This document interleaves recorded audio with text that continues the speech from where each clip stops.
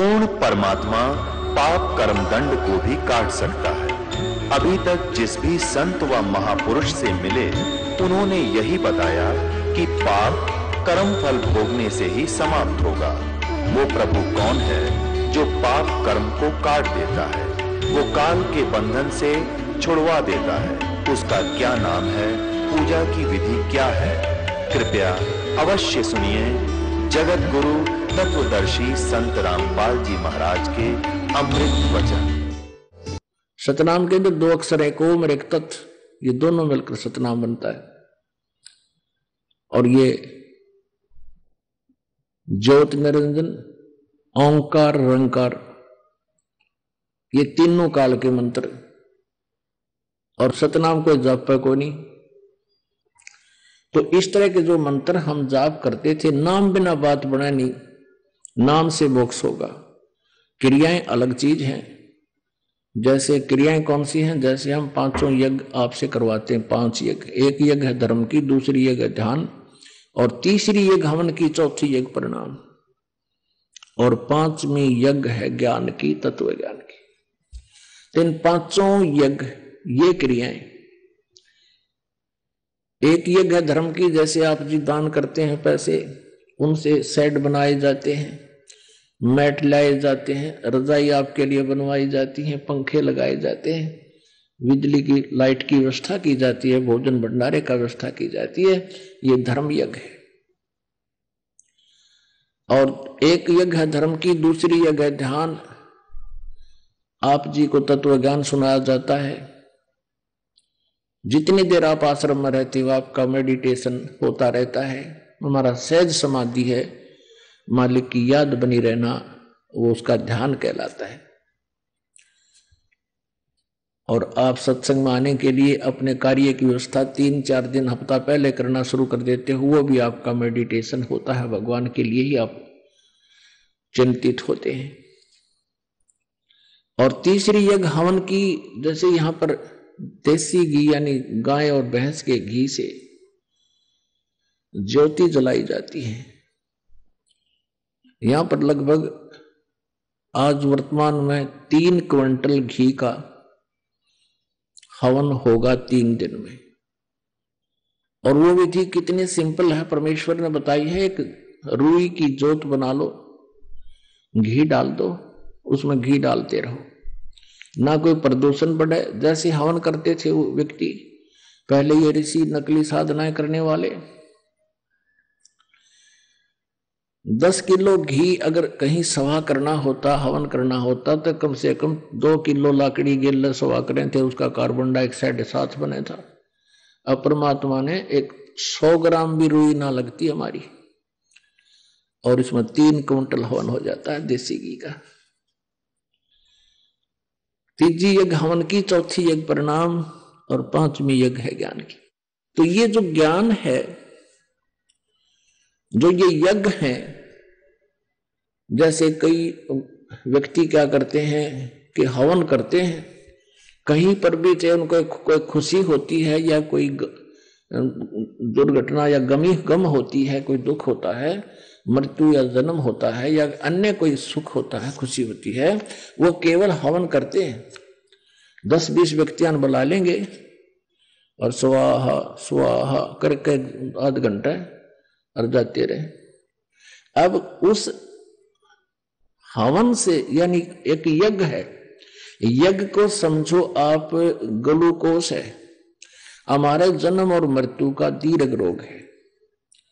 और ये ग्लूकोस है, जैसे कोई दीर्घ रोगी डॉक्टर के पास जाता है तो डॉक्टर उसके ग्लूकोज चढ़ाता है, और ग्लूकोज के साथ साथ फिर रोग काटने की रोग नाशक औषधि अन्य होती है। कोई टेबलेट है, इंजेक्शन है, वो अलग से लगाए जाते हैं। पुण्यात्माओं, यदि कोई ग्लूकोज ही चढ़ाता रहे, रोगनाशक टेबलेट दे नहीं, तो वो डॉक्टर ठीक नहीं। ग्लूकोज से कोई लाभ नहीं होगा यदि रोगनाशक औषधि नहीं मिली। तो इसी तरह समझिए कि ये चारों जो पांचों यज्ञ हैं, ये तो ग्लूकोज है, और नाम जो है ये रोग नाशक औषधि है।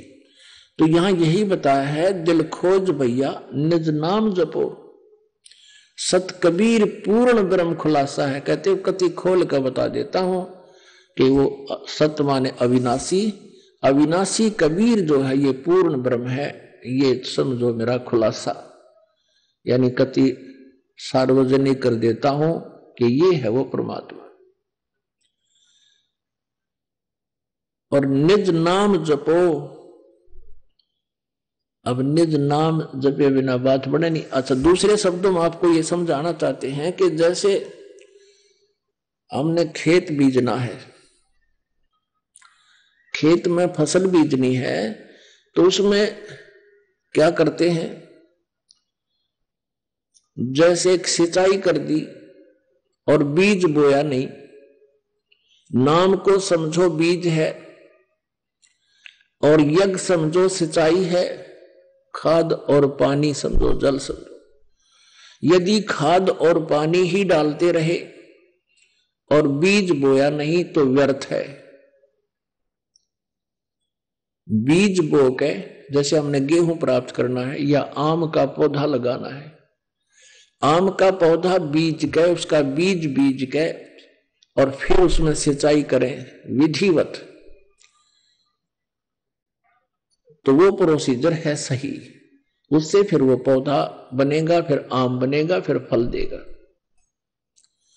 इसी प्रकार ये सच्चा नाम जिनके पास नहीं है और अन्य नाम लेकर के वो साधना करते हैं और ये पांचों यज्ञ नहीं करते,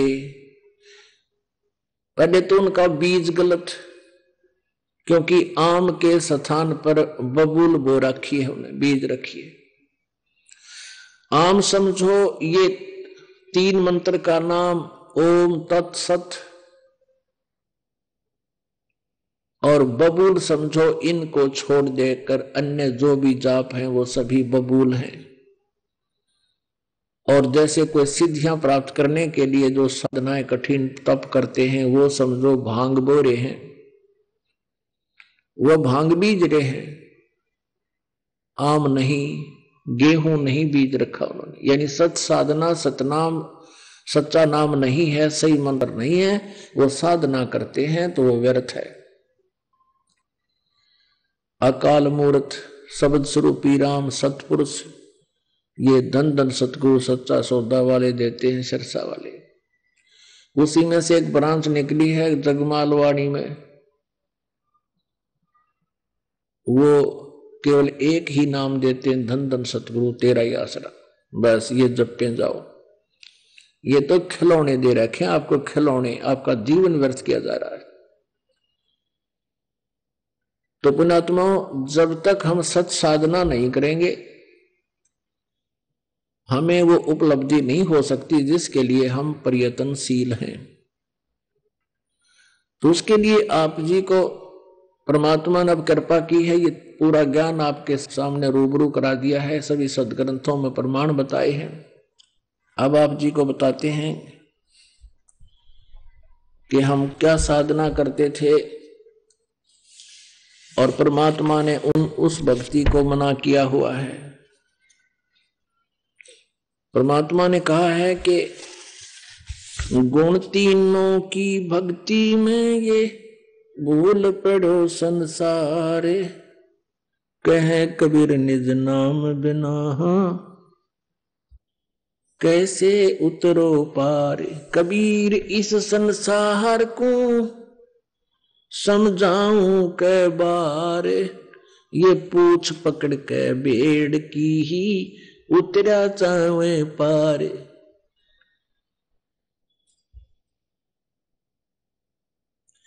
बेड़ पूछ को पंडित पकड़े, ये बादो नदी बिहंगा, गरीब दास वो भवजल डूबे, जहां नहीं साध सत्संगा।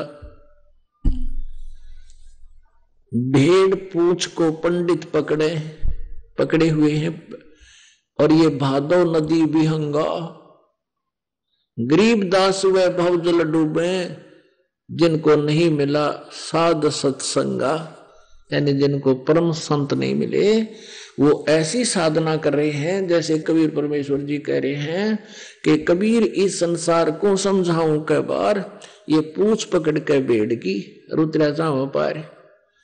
एक जैसे भादो के समय, भादो का महीना जो होता है उसमें वर्षा बहुत होया करती, अब तो कुछ कम होगी, पहले तो बहुत वर्षा हुआ करती, सावन भादो में खड़े वर्षा करते। और उसमें जो दरिया है वो लगभग 3-4 गुना विस्तार से भरकर और फ्लो कर बह कर चला करती थी। अब परमात्मा कहते हैं आप जी ने उस दरिया को पार करना, भादो नदी, भादो वाली नदी को, भादो के अंदर तो उसके अंदर पानी भरा होता है, और आपने साधन के अपना लिया, भेड़ की पूछ पकड़वा दी किसी ने, किया भेड़ तुझे इस दरिया से पार कर देगी, छोड़ियो मत। तो जो साधना हम कर रहे हैं तीनों गुणों की, रजगुण ब्रह्मा, सतगुण विष्णु, तमगुण शिव जी की, और अन्य देवी देवता भैरव भूत बैतालों की, और ब्रह्म तक की दुर्गा देवी की, ये साधना हम ऐसी कर रहे हैं, भेड़ की पूछ पकड़े बैठे हैं, और ये भव सागर से पार करेंगे, जन्म मरण से छुटकारा दिलावेंगे, और ये हमें सुख देंगे, ये तो डबोएंगे तुमने, इनकी पूजाएं से तो तुम डूबोगे। हम डूबे ही पड़े हैं, 84 लाख योनियों में चले जाओगे, डूब गए। पुण्यात्मा, आज से 600 वर्ष पहले परमात्मा ने कहा था, गुण तीनों की भक्ति में ये भूल पड़ो संसार, कहे कबीर निज नाम बिना कैसे उतरो पार, दुख धुंध उपाद में जीव बंधे, समर्थ की नहीं उपासा है। अब इस परमात्मा की समरवाणी को सिद्ध करने के लिए कि कबीर इस संसार ने समझाऊं कै बार, ये पूछ पकड़ के भेड़ की उतरा जाऊं पार, और समर्थ की उपासना करते नहीं।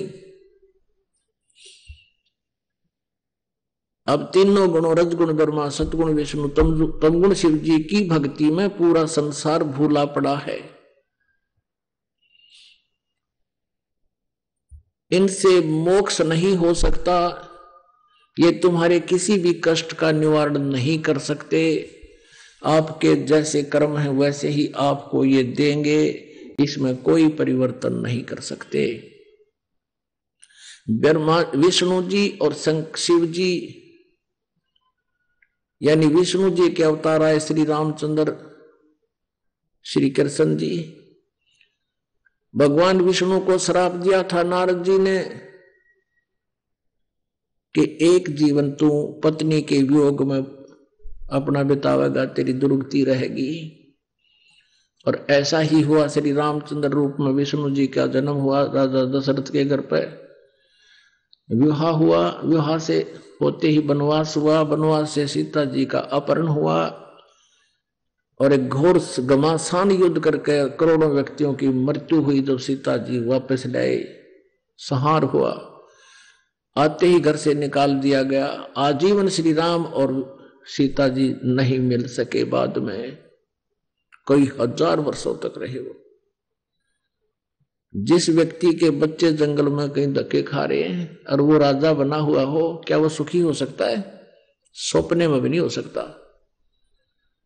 श्री कृष्ण जी वही श्री रामचंद्र वाली आत्मा, विष्णु वाली आत्मा श्री कृष्ण रूप में आए थे। राम रूप में श्री कृष्ण जी वाली आत्मा, विष्णु जी वाली आत्मा ने सुग्रीव के भाई बाली को मारा था धोखा देकर, एक वृक्ष की ओट लेके धोखे से मारा था। फिर उसका भी श्री कृष्ण जी रूप में बदला देना पड़ा।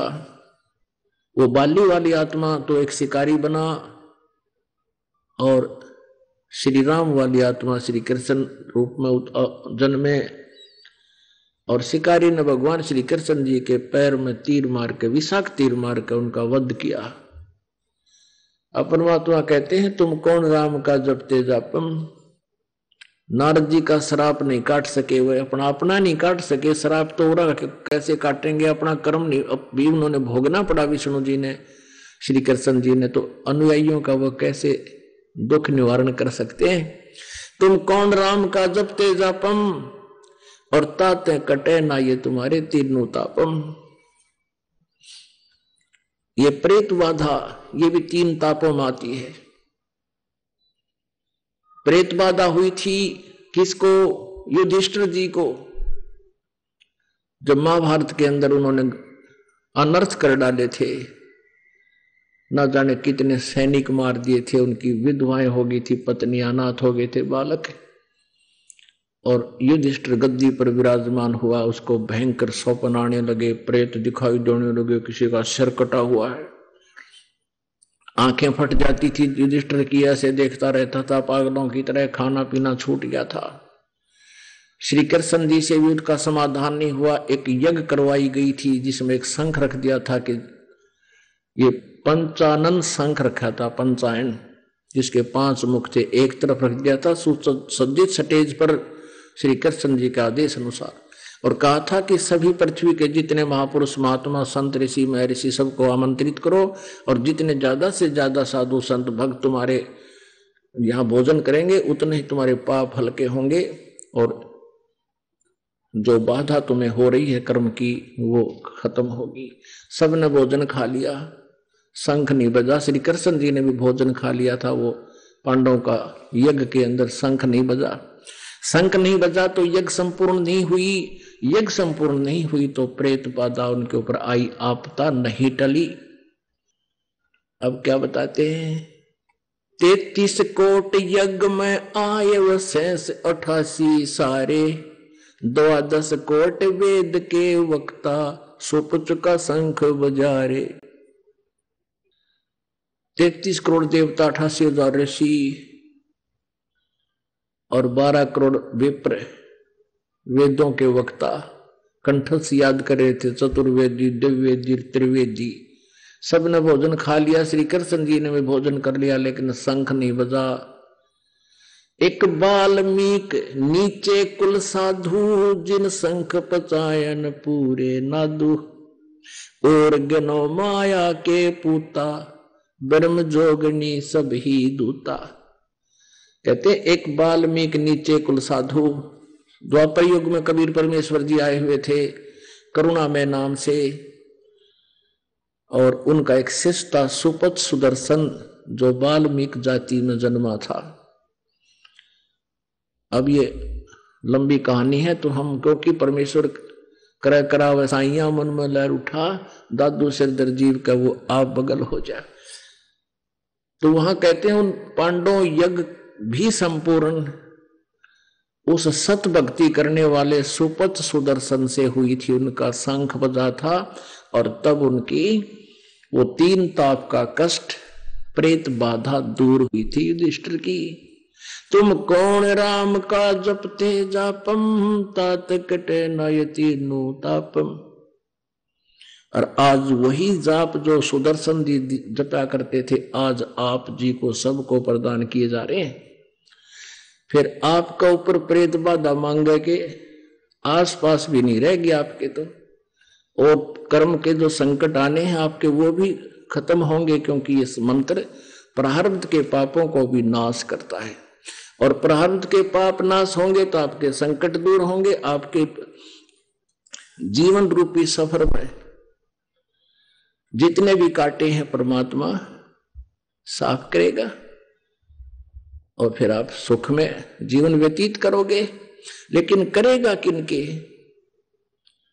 जो दृढ़ भक्त हो जाएंगे, वो जो आन उपासना करेंगे वो सच्चे भक्त नहीं है, उनको लाभ नहीं मिलेगा। एक जो मंत्र साधना ये दास आपको बताएगा, इसको छोड़कर यदि आप कोई और साधना पैरेलल करते रहे, आपको कोई लाभ नहीं होगा, सपने में भी नहीं सोचना। कारण और उनके दुख दूर होंगे, आजीवन दुख दूर होंगे, आपकी पीढ़ियों तक के दुख दूर हो जाएंगे जो इस मार्ग पर लगे रहेंगे। किनके? जो दृढ़ भक्त होंगे।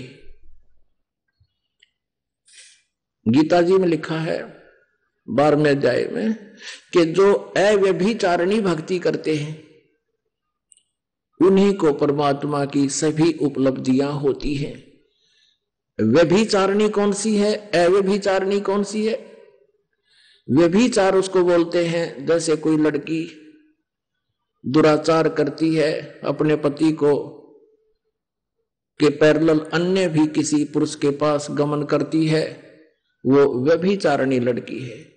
और अव्यभिचारिणी अपने यानी पति भर्ता अपने पति को छोड़कर स्वप्न में भी किसी का जो है ना ध्यान नहीं करती, वो पति भर्ता होती है और उसी को फिर पति का पूरा लाभ मिलता है।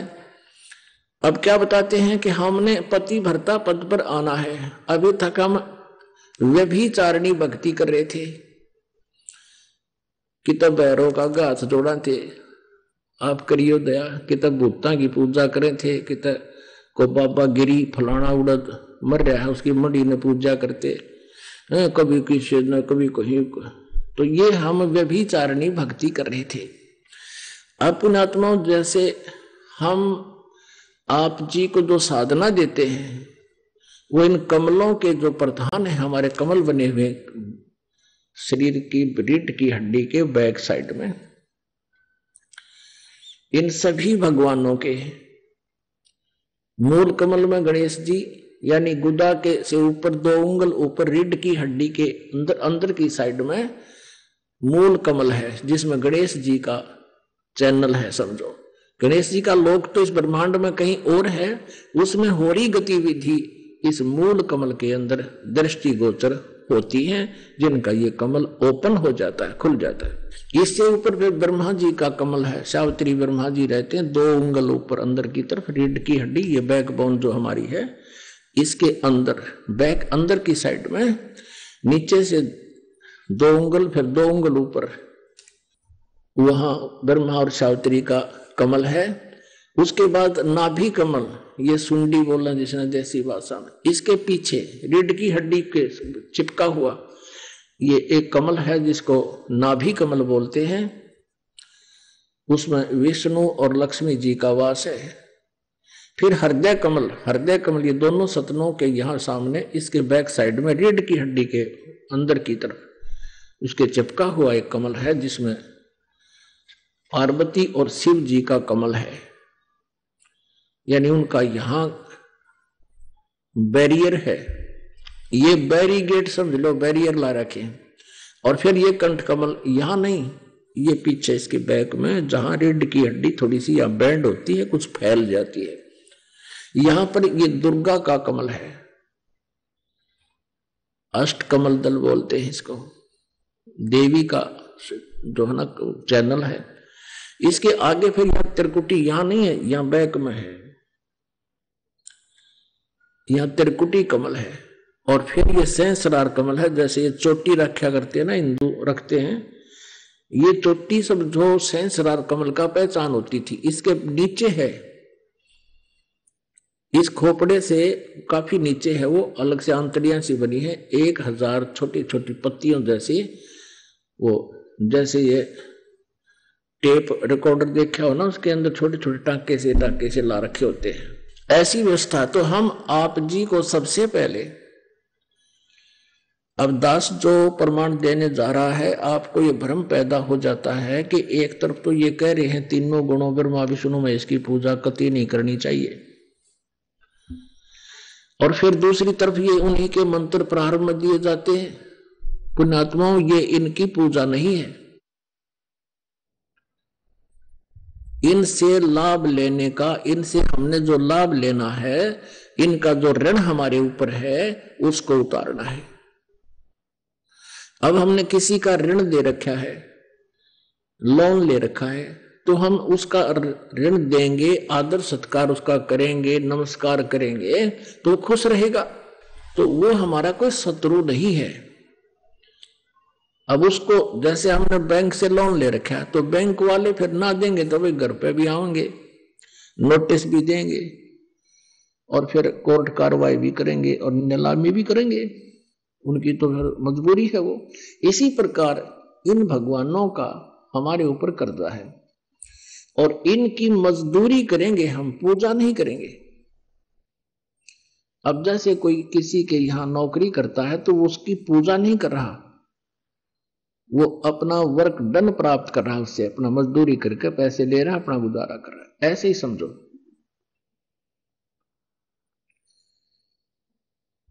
और दूसरे शब्दों में जैसे आपने देखा होगा ये मधुमक्खी का छत्ता होता है और उस छत्ते से शहद निकालने के लिए कुछ ऐसे भी तरीके अपनाते हैं कुछ लोग। एक थोथी बांस की डंडी ले लेते थे, लंबी बांस की जो है ना, बम्बू की पाइप, अब तो पाइप आ गई है प्लास्टिक की, और उनको उस छत्ते में धीरे धीरे छत्ते में लगा देते थे उसको, और उसमें से शहद आना शुरू हो जाता था। उस नीचे बाल्टी रख देते थे, नीचे कोई पात्र रख लेते थे और वो खाली हो जाता तो वो लठ में काट लेते। तो ये समझो कि हमने जो ये इनसे लाभ लेना है, यो शहद के छत्ते में या पाइप डालनी है, और या पूजा समझ लो, तो अपना काम निकालना समझो। तो ये ऐसा है।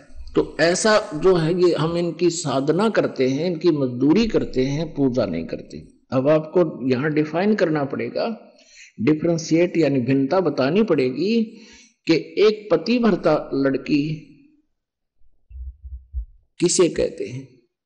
जैसे एक सह परिवार में जेठ भी होता है, देवर भी होता है, जेठानी भी होती है, देवरानी भी होती है, सास और ससुर भी होते हैं, ननद भी होती है, और रिश्तेदार भी आते जाते हैं, और कुल परिवार के लोग भी वहां आवागमन घर में रहता ही है। तो वो पतिव्रता जो लड़की होती है वो सभी का सत्कार करती है यथोचित। जेठ का एक बड़े भाई की तरह, देवर का अपने छोटे भाई की तरह, ननद का एक छोटी बड़ी बहन और छोटी बड़ी बहन की तरह, और सास ससुर का माता पिता के तुल वो सत्कार करती है, सबसे मीठा बोलती है, प्यार से रहती है। लेकिन वो पूजा करती है अपने पति की। अपनात्मा जब तक सह परिवार है तो सबके साथ वो मेल से रहती है और बहुत ही घुल मिलकर रहती है। लेकिन जब वो अलग होते हैं तो उसके हिस्से में जो सामान आता है वह चम्मच और चक्कू भी उठा ले जाएगी, सुई तक नहीं छोड़ा अपनी कि हमारी है या जो हमने अपने पति के साथ चली जाएगी। तो पुण्यात्माओं, हम यहां पर हम कबीर परमेश्वर जी हमारे पति समझो, हम सभी उसकी आत्मा हैं, और जो परमात्मा से जुड़ गए हम उनकी दुल्हन हो गए। जो परमात्मा कबीर जी से जुड़ गए समझो, हमने फिर कैसे व्यवहार करना है, जैसे ब्रह्मा जी, विष्णु जी, शिव जी, गणेश जी, दुर्गा जी। अब ये हमारा एक परिवार समझो। जैसे परमात्मा ने बताया है कबीर जी ने, और गीता अध्याय नंबर 15 में भी यही स्पष्ट किया है, ऊर्ध्व मूलो मध्य शाखम। ये अक्षर पुरुष एक पेड़ है, निरंजन वा की डार, और तीनों देवा शाखा है ये पात्र रूप संसार। ये सारा एक हमारा हम सब एक एक अंग है अलग अलग से, और सब हमारा एक दूसरे का एक सहयोग है, जुड़े हुए हम एक दूसरे से। तो ब्रह्मा विष्णु महेश हमसे भिन्न नहीं है और अनादरणीय नहीं है, लेकिन पूज्य नहीं है, क्योंकि हमारे पूज्य कबीर देव जी हैं और वही हमारे पति हैं। हमने यहां भी सबका सत्कार करना है। अब पूजा और सत्कार में, आदर में कितना अंतर है, ये आप इस उदाहरण से आसानी से समझ सकते हो कि हम सभी का नमस्कार करते हैं, प्रणाम करते हैं। नमो नमो सतपुरुष को नमस्कार गुरु की नहीं, सुर नर मुनिजन साधुआ संतों सर्वस्दी नहीं। यानी सबको हम सत्कार करते हैं, लेकिन पूजा हम परम अक्षर ब्रह्म की करते हैं, कबीर देव जी करते हैं।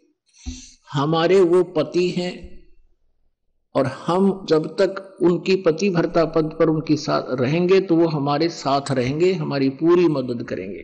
तो इस प्रकार ये ना समझना कि हमने आपको जो मंत्र दिए हैं ब्रह्मा विष्णु महेश के, इनकी पूजा नहीं है। जैसे आप जी ने, आप विदेश में गए हो, वहां कोई फैक्ट्री लगा रखी है, उसमें आपने टेलीफोन कनेक्शन ले रखा है, आप जी ने जल पानी का, जल का कनेक्शन ले रखा है, विद्युत बिजली का कनेक्शन ले रखा है, और आप जी किसी कारणवश वो बिल नहीं भर सके तो आपका कनेक्शन कट गए सारे, टेलीफोन का भी कट गया, बिजली का भी कट गया, और जल यानी वाटर सप्लाई का भी कट गया। अब आप जी के पास धन चाहिए ताकि आप उनका बिल भर सको और फिर पुनः स्टार्ट हो, इतना आपका व्यौत नहीं रहा। तो वहां कोई ऐसा गारंटर चाहिए जो आपकी गारंटी दे और जो सरकार को भी मान्य हो कि जो व्यक्ति गारंटी दे रहा इस व्यक्ति की, उसके पास पूरी संपत्ति है।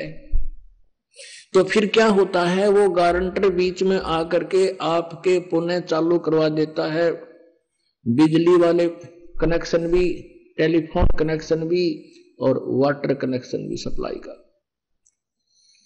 और फिर आपसे कहा जाता है कि आप जी अब अपनी मजदूरी करके, कमाई करके ये टैक्स आपने भरना पड़ेगा, इनका बिल किस्तों में भर देना।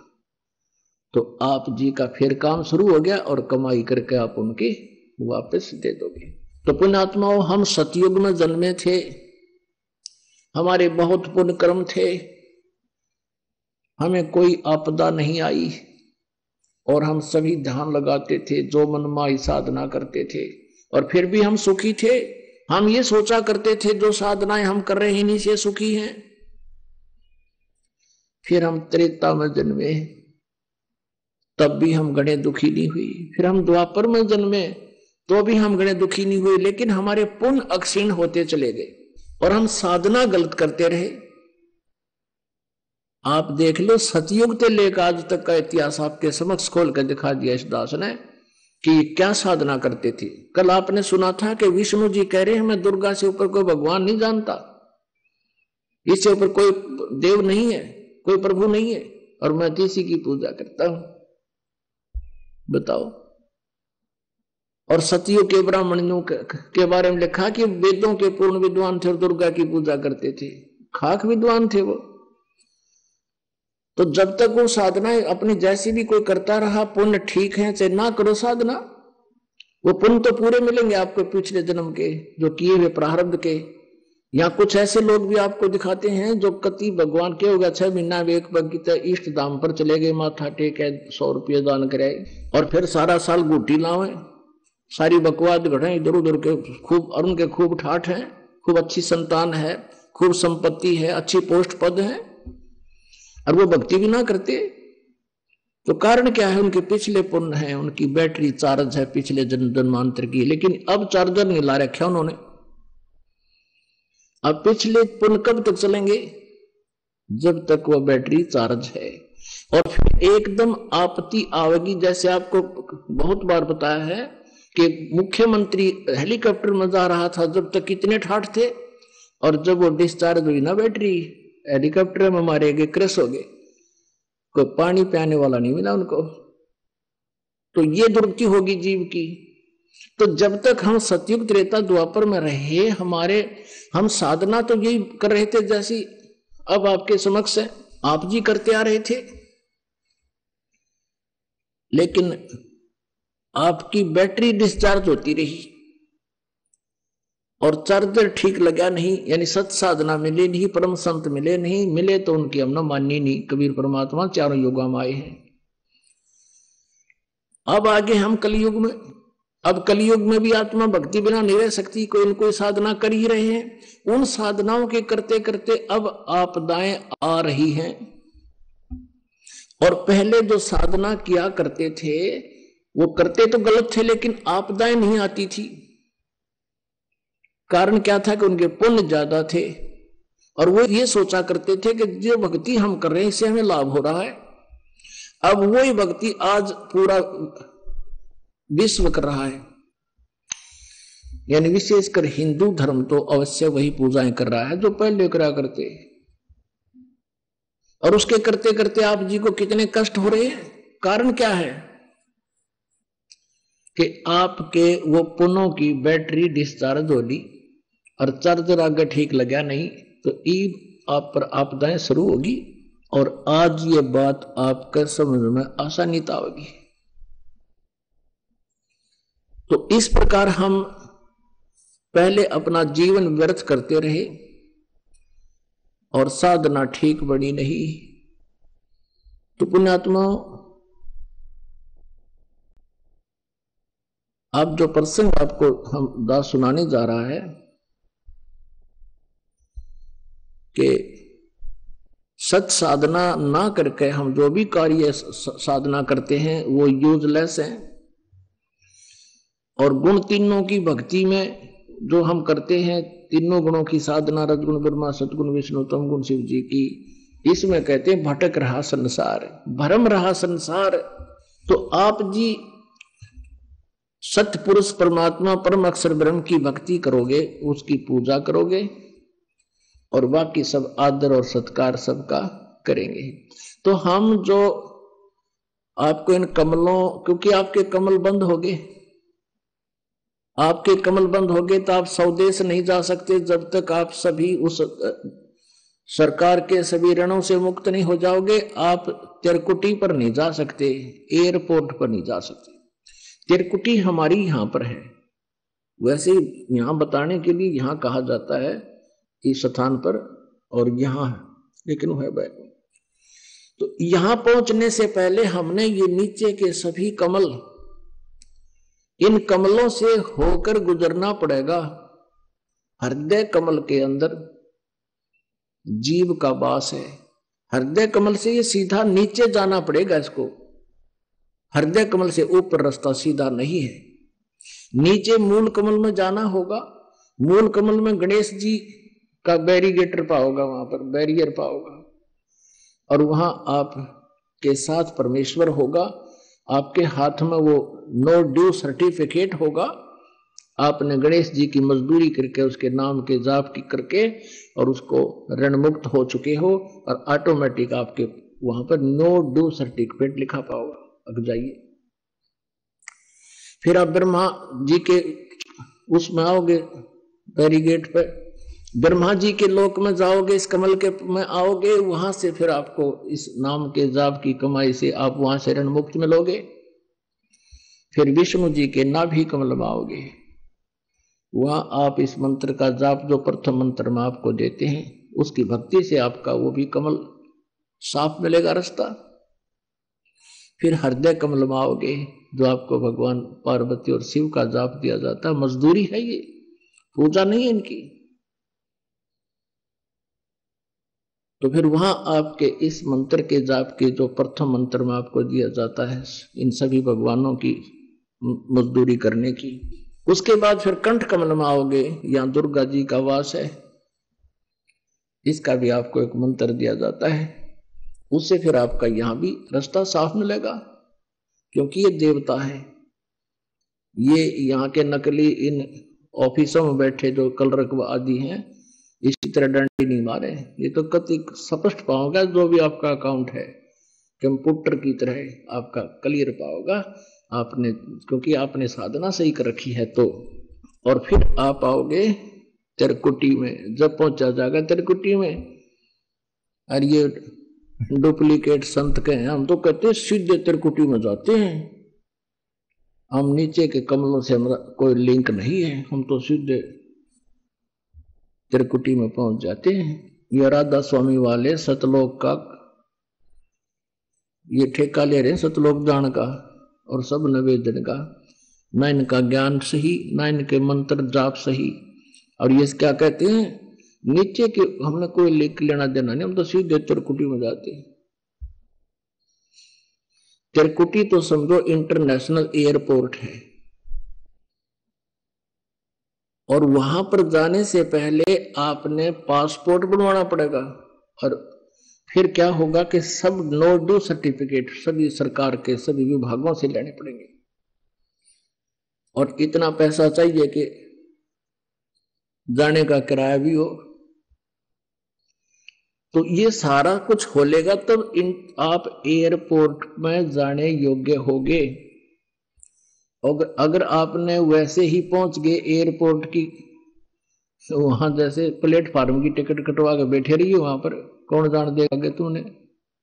तो इन नकली पंथों ने, ये काल के पंथ हैं, राधा स्वामी पंथ, जय गुरुदेव पंथ, सच्चा सौदा सिरसा वाले का, जगमाल वाले का ये, और यहाँ पर जो ये गंगुआ के अंदर ये 900-600 मस्ताने, ये और ये बाल योगेश्वर और ये सतपाल जी, ये आसाराम जी और ये सुधांशु जी, जितने भी हैं और भी जितने ये संत हैं, पता नहीं इनके नाम में गिनती ना हो, इतने हैं ये चैनल पर रखे न सारे, ये सारे काल के दूत हैं, न कह का नहीं पता किसी ने। और दास सबको प्रार्थना कर रहा है कि तुम जवाब दो हमारे उत्तर प्रश्नों का। उत्तर ना देकर ये कहते हैं, वो तो निंदा करता, उसके ज्ञान मत सुना करो रामपाल का, वो तो सबकी आलोचना करता है। अरे वाह, आलोचना की परिभाषा बदल गई, शायद सच्ची कहने को आलोचना करने लगे। सत्य कहना आलोचना नहीं, कोई झूठ बकवाद गढ़े वो आलोचना होती है। और ये कहते हैं हम सीधे तिरकुटी में जाते हैं, बस तिरकुटी इन्होंने बरवाड़े का बस स्टैंड मान रखा है। अब पैदल जाएंगे जो पहुंच जाओगे, रिक्शा में चले गए तो पहुंच जाएंगे। बालकों का खेल नहीं तिरकुटी पर जाना। तिरकुटी पर ऐसे जाएंगे और अंत समय में जाएंगे जब हमारा समय होगा यहां से जाने का, उससे पहले की तब धक्के खाने की जरूरत नहीं। अब जैसे हमने स्वदेश जाना है, मान ले कहीं सब दूसरे देश में रह रहे हो, और हमारा निर्धारित समय है कि इतने समय तक आपका यहां पर वीजा है, उसके बाद ही हम फिर सारी क्रियाएं करके अपना नोडल सर्टिफिकेट लेकर के टिकट बनवा के और फिर आवांगे उड़ा एयरपोर्ट पे। अब कई कहते हैं कि हमने तिरकुटी तना देखी, ये सब भ्रमित ज्ञान है। आइए अब हम उन श्रद्धालुओं के अनुभव जानते हैं जो जगत गुरु तत्वदर्शी संत रामपाल जी महाराज जी से दीक्षा प्राप्त कर चुके हैं तथा उनके द्वारा बताए गए भक्ति मार्ग पर चल रहे हैं। नमस्कार जी। नमस्कार साहिब। सर बहन जी क्या नाम है आपका? सर मेरा नाम गीता है। बहन जी कहाँ से हैं आप? सर मैं तुगलकाबाद गांव दिल्ली से हूँ। बहन जी संत रामपाल जी महाराज से नाम दीक्षा आपने कब ली? सर मैंने 13 जुलाई 2014 को ली थी। बहन जी संत रामपाल जी महाराज से नाम दीक्षा लेने से पहले आप क्या भक्ति साधनाएं करते थे? सर जी जैसे हिंदू धर्म में हम जन्मे तो देवी देवता, जैसे गांव में भी यही होता था, फिर यहाँ ससुराल में आए तो हमारी इष्ट देवी है कालका जी, तो हम ज्यादा वहाँ जाया करते थे। और जैसे नवरात्रों का व्रत करना है, कई बार कोई और भी बता देता वो भी करना है, तो यही साधना करते थे। बहन जी आपने बताया कि आप कालका देवी की भक्ति करती थी और भी देवी देवताओं की भक्ति करती थी, तो इन सब भक्ति साधनाओं से आपको क्या लाभ मिले? सर जी मतलब हमें कुछ भी लाभ नहीं मिला इन भक्ति से। भक्ति करते करते भी इतने परेशान हुए, पहले मैं इतनी बीमार हो गई कि बहुत ज्यादा, तो हमने शुरू में हमने सोचा कि वैसे ही परेशानी होगी, फिर हम डॉक्टर के दिखाते रहे, 1-1.5 साल तक हम डॉक्टर के दिखाते रहे। जब डॉक्टर के पास जाते थे तो नई बीमारी निकलती थी हर बार, तो मैं ठीक होती थी, फिर जाते थे 2 महीने 1-1.5 महीने बाद फिर कहते थे कि आपको डेंगू है या मलेरिया है, हर चीज मतलब अब एक इंसान की इतनी ज्यादा बीमारी कैसे हो सकती है, बार बार नई बीमारी, एक की दवाई खाओ फिर दोबारा जाओ। तो उसके बाद हमें लगा कि शायद हमें मतलब प्रेत बाधा है, तो हम प्रेत बाधा फिर हम वैसे ये तांत्रिक होते इनके पास जाने लगे। बहुत सारी जगह गए, जैसे जहाँ भी कोई बता देता, एक यूपी में एक लोनी है, लोनी बॉर्डर, वहाँ गए थे, एक मेवात में वहाँ गए थे, तो कोई 2000 लेता, कोई 1000 लेता, कोई कहता ये उपाय करो, कोई कहता ये उपाय करो। इनके करते करते भी हम जब तक गए उनके पास, कम से कम हम 20 लोगों के पास गए, और जब तक गए, जब उन्होंने ये बोल दिया ना कि अब मत आना, अब आप ठीक हो, तो 2-4 महीना आराम होता था। फिर अब ऐसा ही, फिर कोई नया पकड़ते थे, किसी से पूछते भाई क्या परेशानी है, जो ये आजकल बुखार होते हैं ना नॉर्मल, जैसे अब बुखार हुआ, फिर आप हमने दवाई ले ली, कोई नहीं बुखार है, रोज होते रहते हैं, हो जाते हैं, कभी कभी ठंड लग गया किसी वजह से, तो दवाई ले ली, ठीक हो गई। हम इतने डरे हुए थे कि अगर हमारे बुखार होगा या तो मलेरिया होगा या डेंगू होगा या टाइफाइड होगा या इन्फेक्शन होगा, बच्चों को भी किस किस को दिखाएं। ये जो मेरे पति थे वो इलेक्ट्रिशियन का, वो उसका काम करते हैं, मैकेनिक का, वो कंपनी में लगे हुए थे, मैंने दुकान खोली थी, मैं टेलर का काम करती हूँ। इतने अच्छे से हम पैसा कमाते कमाते भी पूरा घर का खर्चा मैं उठाती थी, और जो मेरे पति थे उनकी पूरी तनख्वाह बीमारियों में लगाती थी। ना तो बच्चे के लिए भी कुछ होता था, घर है वो इतना बुरा था हमारा, इतनी आर्थिक स्थिति इतनी खराब हो गई कि 100 रुपए कहते हैं ना, 100 रुपए, जब बच्चे कुछ कहते थे ना कि मम्मी 100 रुपए के लिए हमें मिठाई खानी है, तो उसके लिए भी हम सोचते ना बेटा अगले महीने 100 रुपये क्या चीज होती है, हमने जाना 100 रुपए कैसे कैसे आए, इस पूजा से हमें क्या लाभ मिला, ये लाभ मिला, हमें एक एक रुपए के लिए तरस गए। बच्चे, मैं इतनी बीमार हो गई, लड़के मेरे छोटे छोटे, अब तो मालिक की दया से बड़े हो गए, 5 साल पहले की बात है, तो परमात्मा से जुड़ने से पहले की बात है, छोटे छोटे बच्चे थे, एक दिन एक छुट्टी करता, एक दिन एक छुट्टी करता, तब मेरी देखभाल होती, इतनी बीमार, उठने के लिए परेशान हो गई। एक दिन मेरा लड़का स्कूल चला गया और मैं भूखी पूरे दिन, कोई रिश्तेदार कोई किसी का नहीं होता, हमने जो दुख देखे है ना, आज हमें पता है मालिक ने हमें क्या दिया। रिश्तेदार को पूछने नहीं आता, मेरा बेटा 1 बजे आया, उसने मुझे पानी दिया, रोटी दिया, और इससे ज्यादा दुख क्या होंगे।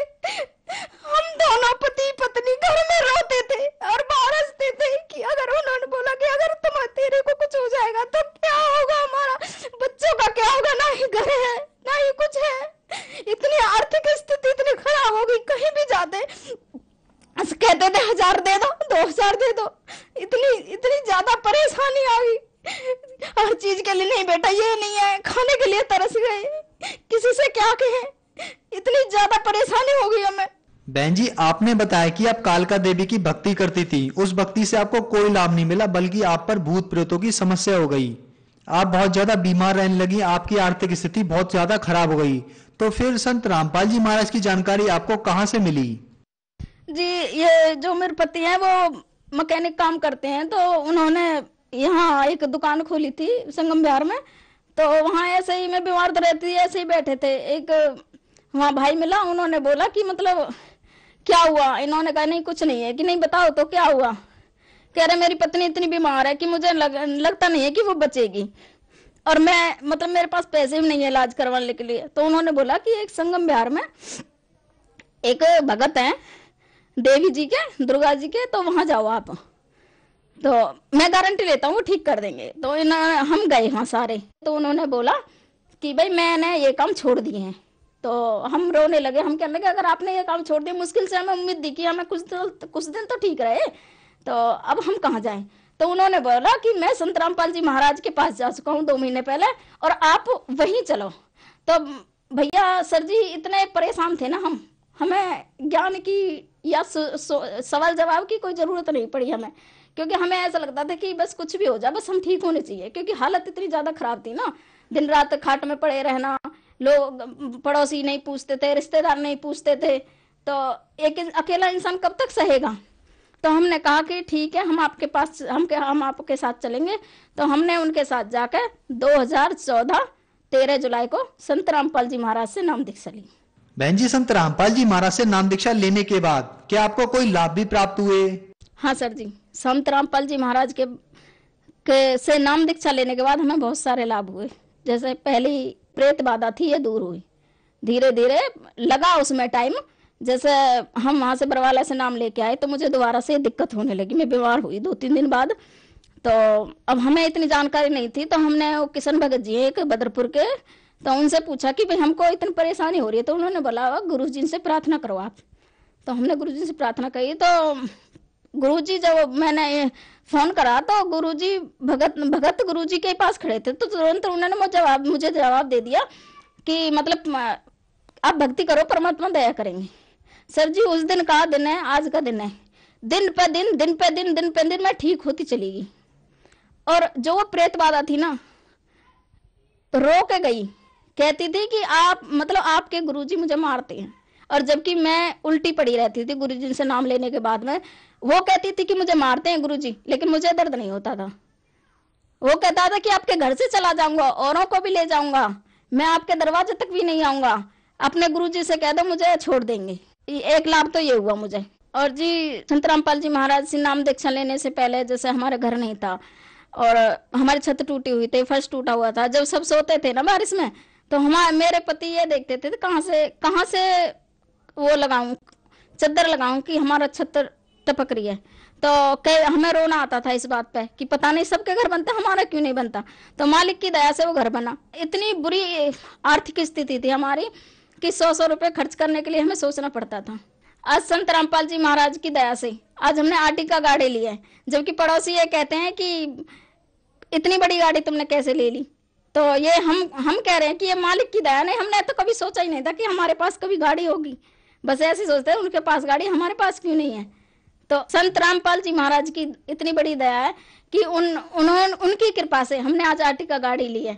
और रिश्तेदार भी कहते हैं इस चीज को मानते भी हैं कि जब से संत रामपाल जी महाराज की शरण में जुड़े हैं, जितने भी हमारे रिश्तेदार हैं, मायके वाले हैं, ससुराल वाले, कि इनके मतलब इतनी तरक्की कर ली ना इनने कि सोच नहीं सकते। पूरे पहले हम सबसे नीचे थे अपने घर में स्थिति में, और आज मालिक की दया से सबसे ऊपर हैं। तो ये किसकी दया है? संत रामपाल जी महाराज की दया से हुआ सब कुछ। और जैसे मेरे पहले जब हम कभी सोचते थे तो 15 साल हो गए थे लड़के हमारी शादी को हुए 1 बेटी है 2 बेटा है। तो मुझे ये टेंशन होती थी कि मतलब क्या जिंदगी है ये। जैसे अब मतलब 15 साल में हम एक मकान नहीं बना पाए, तो अब कमाते कमाते मकान बनाएंगे, फिर उसके बाद बच्चों की शादी करेंगे, हम ऐसे मर जाएंगे कमाते कमाते। लेकिन संत रामपाल जी महाराज की दया हुई, उनके नाम उपदेश लेने के बाद हमें ये पता लगा कि दहेज देना और दहेज लेना दोनों ही अपराध हैं। और अब हमें इतनी टेंशन नहीं है कि हमें पता है हमेशा दहेज देना नहीं है ना ही दहेज लेना। तो एक लाभ ये हुआ। और मेरी बेटी है, उनका अभी जून में तबीयत खराब हो गई बहुत ज्यादा। तो पहले हम लालकुआ लेके गए, उन्होंने भी कुछ आराम नहीं हुआ, पेट में दर्द हुआ। फिर उसके बाद लाडो सराय लेके गए, उसके बाद फिर मालवीय नगर लेके गए। उन्होंने भी कोई मतलब एक्सरे वगैरह करे थे, उन्होंने सफदरजंग के लिए लिख दिया। फिर सफदरजंग लेके गए, सफदरजंग में अल्ट्रासाउंड वगैरह हुए। सारी रात हम लाइन में लगे रहे वहाँ रोते रोते। तो उन्होंने बोला कि मतलब इसके बच्चेदानी में गांठ है। एम्स में लेके गए, मेडिकल हॉस्पिटल एम्स है जो, उसमें लेके गए दिल्ली में। तो उन्होंने बताया कि आपकी लड़की के आंतों में होल है और आपका ऑपरेशन होगा लड़की का, वो भी डबल ऑपरेशन होगा। और अगर आपने ऑपरेशन नहीं करवाया तो ये मर भी सकती है और गारंटी कोई है नहीं। तो हमने गुरुजियों से प्रार्थना लगाई। संत रामपाल जी महाराज ने बोला कि परमात्मा दया करेंगे, आप जैसे डॉक्टर कहते हैं ना वैसे करो। उसके बाद फिर हमने उनसे बोला कि आप ऑपरेशन कर दो। तो उन्होंने बोला कि हमारे पास बेड खाली नहीं है। और उसके बाद फिर उन्होंने बोला सफदरजंग ले जाओ। मैं कि नहीं, सफदरजंग में बहुत ज्यादा भीड़ भाड़ होती है, वहां इतनी अच्छे से नहीं होती। तो हम फिर इसको लोकनायक में लेके गए। लोकनायक में जाने के बाद इसका ऑपरेशन रात में हुआ।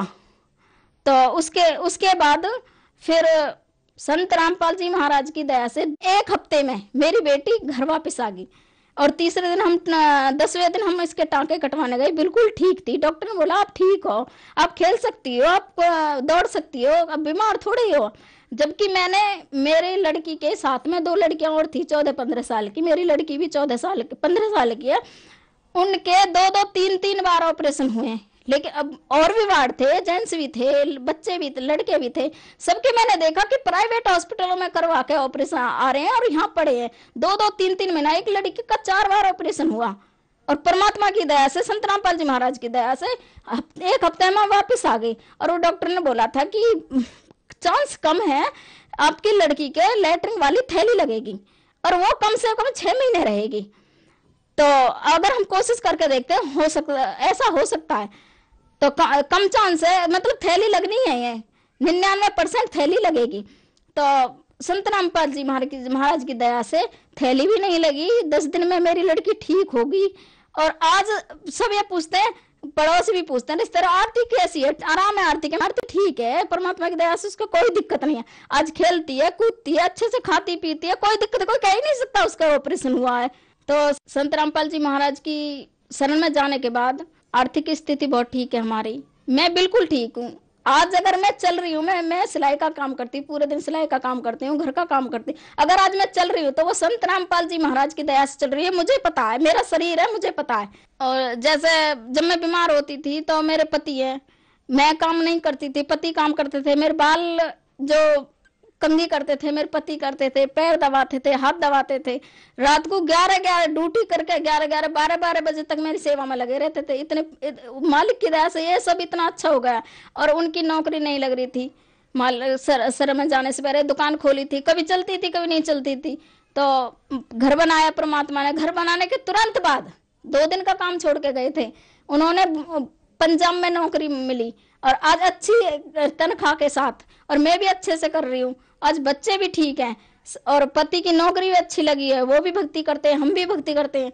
और मालिक की दुआ से हम 5 मेंबर हैं अपने घर में, 2 मेरे बेटे हैं, तो 1 मेरी बेटी है और 2 हम हैं। मालिक की दया से सारे भक्ति कर रहे हैं और हमें किसी चीज की कोई दिक्कत नहीं है। और अगर आती भी है तो हमें ऐसा लगता है कि हाँ हमारे सिर पर कोई है। पहले हमें ऐसा लगता किसके पास जा, कभी शनिदेव के पास जा रहे हैं, कभी किसी झाड़ू लगवाने के पास जा रहे हैं, कभी किसी देवता के पास जा रहे हैं। आज हमें ऐसा लगता नहीं, अगर हमें प्रॉब्लम है तो हमारे संत रामपाल जी महाराज उसे टालेंगे और किसी के बस की नहीं। आज हमें किसी की जरूरत नहीं है। आज परिवार वाले भी, रिश्तेदार वाले भी सब पूछते हैं। और जब हम बीमार थे, मैं पड़ी रहती थी, जब कोई रिश्तेदार नहीं आया, जब कोई घर वाला नहीं आया पूछने क्या हो रहा है, जब मैंने वो दिन देखे तो मैं आज तो मुझे इतना सुख दिया है परमात्मा ने कि मैं गिनती करूं ना तो वो भी कम है। आज मैं बोलने लगूं तो पूरी रात निकल जाए, पूरा दिन निकल जाए। इतने सुख दिए दाता ने, संत रामपाल जी महाराज ने। अगर संत रामपाल जी महाराज शरण ना होते, आज 16 साल का वो, लेकिन उसकी जो चाल चलन है वो मुझे पता है। आज वो बीड़ी पीता, हुक्का पीता, वो बियर पीता, हो सकता है दारू भी पीता, नशा भी करता, लेकिन संत रामपाल जी महाराज की दया से ना ही हमारे घर में बीड़ी कोई पीता है, ना ही दारू कोई पीता है।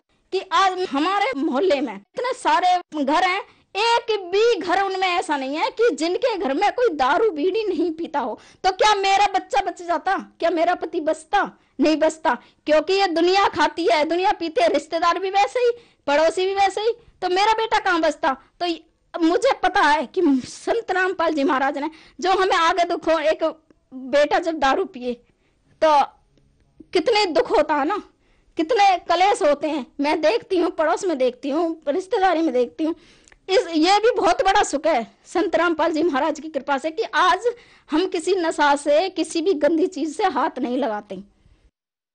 बहन जी, संत रामपाल जी महाराज से नाम दीक्षा लेने के बाद आपको बहुत सारे सुख प्राप्त हुए।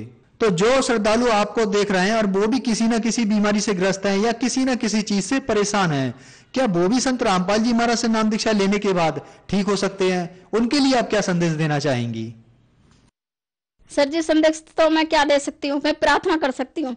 संदेश तो परमात्मा देते हैं, संत रामपाल जी महाराज। मैं प्रार्थना कर सकती हूँ भगत समाज से कि सुख अगर चाहिए ना तो संत रामपाल जी महाराज के अलावा पूरी पृथ्वी पे आपको कोई भी सुख नहीं दे सकता। लोक भी सुखी करेंगे और परलोक भी सुखी करेंगे। मुझे इतने सुख मिले, सब कुछ है संत रामपाल जी महाराज के, तो आपको भी हो सकते हैं। एक बार आप ट्राई तो करके देखो। आप इधर उधर भटकते हो, एक बार यहाँ भी ट्राई करके देखो। अगर आपको सुख ना कहे तो आप परमात्मा कहते हैं आप मुझे उलाना देना, लेकिन मर्यादा में रह के भक्ति करना। तो जैसे हमें सुख मिले वैसे आपको भी मिलेंगे। बहन जी, संत रामपाल जी महाराज से नाम दीक्षा कैसे ले सकते हैं? सर जी, बहुत सारे चैनलों पर संत रामपाल जी महाराज का सत्संग आता है, तो आप वो देखो और उसमें नीचे नंबर दिए जाते हैं। आप नंबर नोट करके और नंबर मिला के कहीं भी, मतलब आप अपना नामदान सेंटर खुले हुए हैं जगह जगह, तो आप कॉन्ट्रैक्टर के नामदान ले सकते हो। धन्यवाद बहन जी। साहिब जी।